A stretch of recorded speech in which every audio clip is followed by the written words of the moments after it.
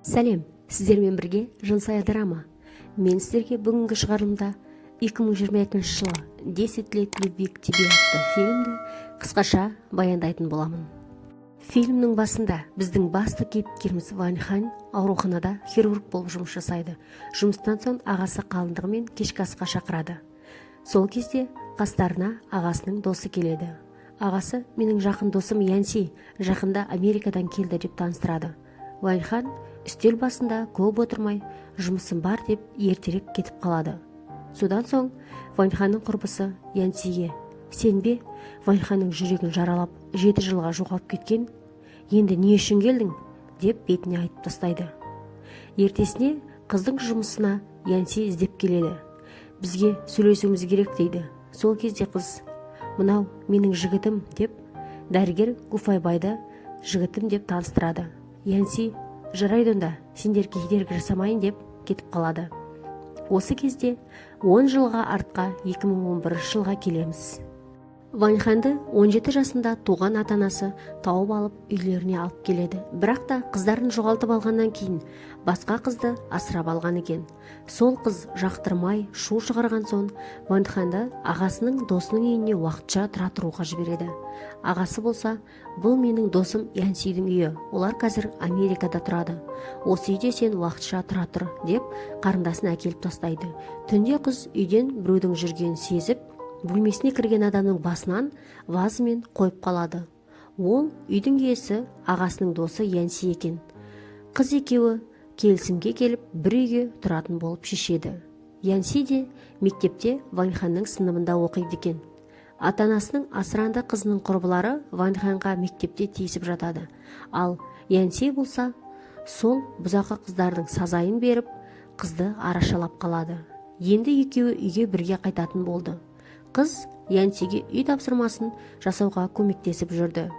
Бірде Вань Ханның тамақ дайындап жатқанын көріп: "Сен тамақ дайындау білесің бе?" дегенде қыз: "Я, менің ата-анам көп жұмыс жасайтын. Ініме мен қамқор болдым. Сол кезде үйренгенмін" дейді. Бірде көшеден кішкентай күшікті көріп қалып қыз жігіттен өтініп үйге алайықшы деп сұрайды. Жігіт: "Жарайды, бірақ өзің қарайсың" дейді. Үйге келген соң жігіт қыздың қолындағы жарасын емдеп береді. Сол кезде қыз: "Ағам айтты, енді үйге орала берсең болады" дейді. Осы уақытта есіктен ағасы кіріп келіп қарындасына: "Дайынсың ба? Кеттік, жүр" дейді. Янси болса: "Күшікті не істейсің? Не өзіңмен бірге алып кет, не болмаса осы үйде қалып өзің күшігіңе қамқор бол" дейді. Ал қыз болса анасының аллергиясы болғасын күшікті үйіне алып кете алмайтын еді. Ағасы: "Жарайды онда, тағы біраз қала тұр. Күшік сені қимай тұр екен. Тіпті үлкен ит те жібергісі келмей тұр" деп досын мазақ қылады. Содан соң қыз қалатын болып шешеді. Қайтадан 2021 жылға ораламыз. Янси қыздың үйіне қасына көшіп келген екен. "Енді біз көрші боламыз" деп. Сол кезде қыз: "Саған өзі не керек?" деген кезде жігіт: "Саған жақын болғым келеді" деп жауап береді. Сол уақытта жігіті дәрігер Гу жұмысқа алып кетуге келеді. Янси де: "Мені жолдан жеткізіп салыңдаршы" деп көліктеріне отырып алады. Енді біз қайтадан 2011 жылға қайтамыз.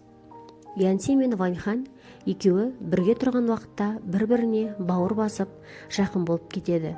Бірде мектепте ата-аналар жиналысында Вань Ханның үстелі бос қалып қалады. Анасы келсе асыранды қызының үстеліне отырады. Сол кезде қыздың көңілі түспесін деп Янси Вань Ханның үстеліне отырады. "Мен оның ағасының орнына боламын" дейді. Тағы бірде асыранды қарындасы ағасына хабарласып: "Мені Вань Хан паркке шақырып алып өзі келмей күттіріп қойды" деп өтірік айтады. "Мені үйден кетсін деп жүрме, онда мен кетейін" деп туған қарындасың келді ғой сенің деп жылайды. Ағасы болса Вань Ханға сенбей асыранды қарындасына: "Сенің орныңды ешкім де баса алмайды. Осы кезге дейін сен ата-анамызбен бірге тұрған. Сен менің қарындасымсың" деп осы айтқан сөздердің барлығын Вань Хан естіп тұрып, үйіне барып киімдерін жинап, "Келген жеріме қайтамын" деп үндемей тыныш жүрсем, осыларға жағамын ба деп ойлап едім. Онымен болмайды екен. Үйіме қайтамын дейді. Ал Янси болса: "Жоқ, қайтпа. Менің үйім сенің үйің. Сен маған керексің. Енді біз отбасымыз" деп қызды жұбатады. Ертесіне екеуі қыздың үйіне келеді. Асырап баққан ата-анасына: Олар қыздарды өз қыздарындай қатты жақсы көреді екен. Ата-анасының тұрмыс жағдайы сәл төмендеу екен. Армандаған дәрігер мамандығына түсе аласың енді. Ата-анаң сені тауып алғаны қандай жақсы болды. Әйтпегенде мына ауылдан шыға алмай қалатын едің, дейді ата-анасы. Ваньхан ата-анасының сөзін үнсіз тыңдап отырды. Әрине ол өзінің асырап баққан ата-анасының қасында қалғысы келеді. Бірақ та ертең жоғары оқу оқитын кезде осы ата-анасына салмақ саламын ба деп қыз қорқады. Сол үшін үндеместен тамағын үнсіз жеп отырды. Ваньхан жігітке менімен бірге үйіме еріп келгеніңе рахмет дейді. Ал жігіт болса, маған сенің отбасы ұнады, әсіресе отбасыларыңмен отырып бірге тамақтанатындарың дейді. Содан қыз бен жігіт ата-анасының үйінен қайтып келеді. Келгенде ағасына үйіне базарлық ала келеді. Жегісі келмеген ағасының аузына Янси: "Не, саған у беріп жатыр ма?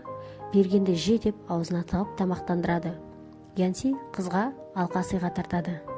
Қыз болса, мынау күшікке тағатын сияқты екен деп қалжыңдайды, бірақ риза болады. Достары Янсиге: "Америкаға қайтпайсың ба? Қашан кетесің?" деген кезде Янси: "Жоқ, Америкада не бар? Бармаймын, осында қаламын" дейді. Содан Янси мен Ваньхан достарымен бірге үнемі бірге көңіл көтеретін болды.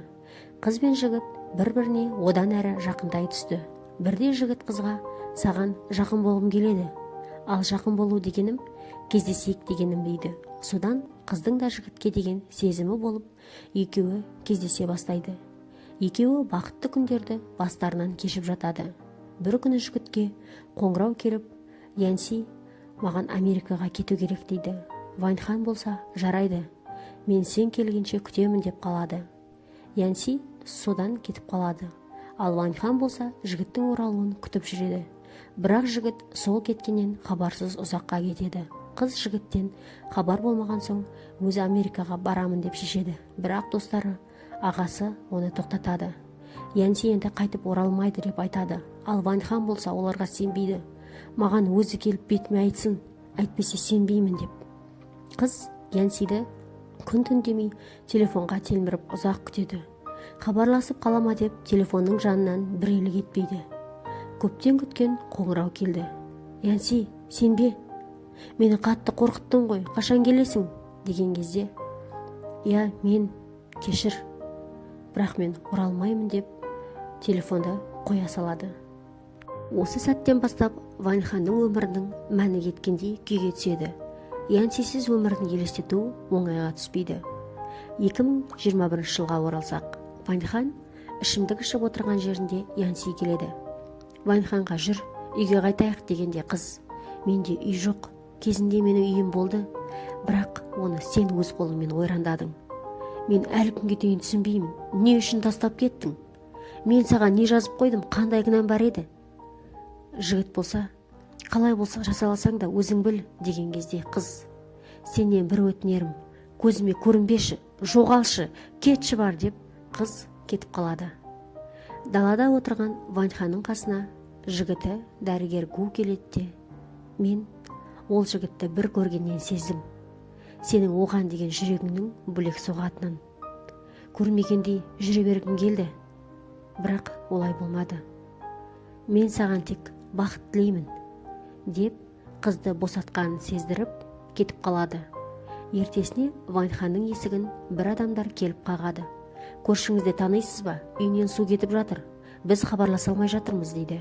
Сол кезде Ваньхан: "Қазір" деп бұрынғы кездегідей кілтті есіктің жоғарғы жағына қоюы мүмкін деп есіктің жоғарғы бөлігінен кілтті тауып есікті ашады. Янсидің үйінен өзінің суреттерімен қатар студент кезінде лақтырып тастаған жігіттің берген алқасын көреді де ағасынан барып сұрайды: "Мен лақтырып тастаған алқа Янсиде қайдан жүр?" деп. Сол кезде ағасы бар шындықты айтады. Янсиге Америкада оңай болған жоқ. Америкаға Янсиді әкесі анасымен ажырасуға арыз бергесін шақырған екен. Анасы әкесімен ажырасқанын көтере алмаған соң өз-өзіне қол жұмсап терезеден секіріп өлген. Анасының өліміне куә болған Янси санасында психикалық бұзылыстар болып ауырып қалған. Осы өткен 7 жыл бойы ауруханада емделген. Сол себепті келе алмаған екен.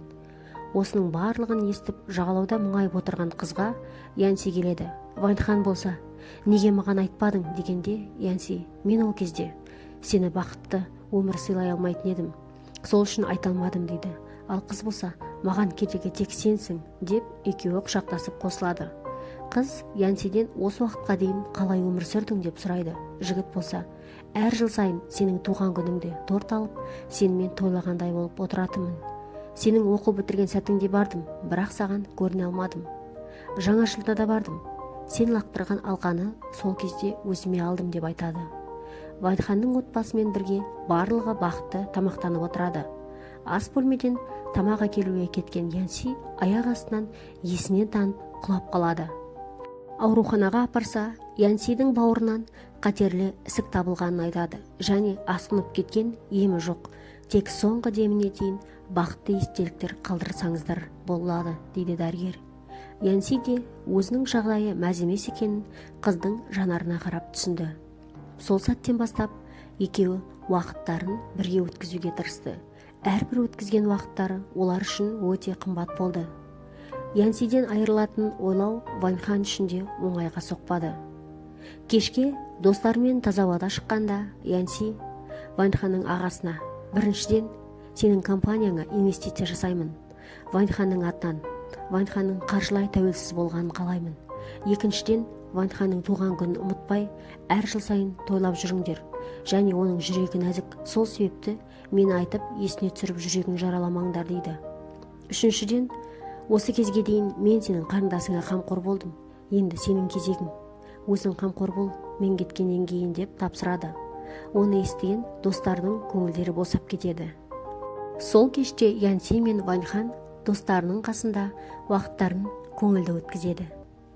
Келесі күні Вайнханның ағасының тойына дайындық жасаймыз деп жігіттер костюмдерін киіп дайындалып тұрады. Сол сәтте қалыңдық көйлегімен Вайнхан шығады. Оны көрген Янси таң қалып қалады. Қыз жігітке жақындап: мен сені өмірімде кездестіргеніме қуаныштымын. Сен маған қорғансыз күйімде үйім болдың. 7 жыл өмірімнің сенсіз өткеніне өкінемін. Енді әрбір минутым, әрбір секундымды сенің жаныңда өткізгім келеді. Маған үйленуге дайынсың ба, дейді. Жігіт болса: әрине, менің қанша уақытым қалғанын білмеймін, бірақ та әрбір күнімді соңғы күнім қалғандай сенмен бақытты өткізуге уәде беремін, деп қос ғашық бірге табысады. Ал келесі көріністер қыздың біздің тағдырымыз егер де басқаша болса, дәл осылай болар ма еді деп өзінің армандаған қиялы. Достар, осымен қысқаша фильм аяқталды. Сіздерге видео ұнаған болса, менің каналыма қолдау білдіріп, тіркеліп, лайк басып кетіңіздер. Және де видеодан алған әсерлеріңізбен бөлісіп, комментарийға жаза кетіңіздер. Бұл мен үшін өте маңызды. Келесі жаңа видеода кездескенше, қош сау болыңыздар.